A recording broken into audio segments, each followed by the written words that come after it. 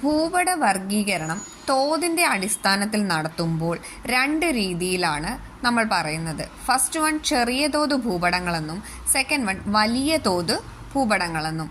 ചെറിയ തോത് എന്ന് കേൾക്കുമ്പോൾ തന്നെ ചെറിയൊരു ഭൂപടത്തെ നമുക്ക് ഓർക്കാം. അതായത് ഒരു ചുമരിലിരിക്കുന്ന ചെറിയ ഭൂപടം, അറ്റ്ലസ് മാപ്പ്, ഇതൊക്കെ ഉദാഹരണമായി പറയാം.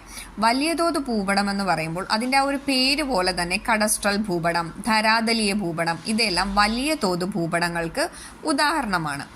വലിയ ഭൂപ്രദേശങ്ങളെ പ്രധാന വിവരങ്ങൾ മാത്രം ഉൾപ്പെടുത്തി തയ്യാറാക്കുന്ന ഭൂപടത്തിനെയാണ് ചെറിയ തോത് ഭൂപടങ്ങൾ എന്ന് പറയുന്നത്.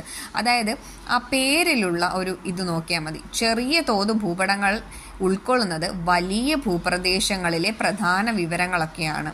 എന്നാൽ ഒരു വലിയ ഭൂപടത്തിൽ, അതായത് വലിയ തോത് ഭൂപടത്തിൽ വരുന്നത് വളരെ ചെറിയ ഭൂപ്രദേശത്തിൻ്റെ വിവരങ്ങളാണ്. എക്സാമ്പിൾ വില്ലേജ്, വാർഡ് പോലുള്ള ചെറിയ ഭൂപ്രദേശങ്ങളുടെ വിവരങ്ങളാണ് വലിയ തോത് ഭൂപടങ്ങൾ ഉൾക്കൊള്ളുന്നത്.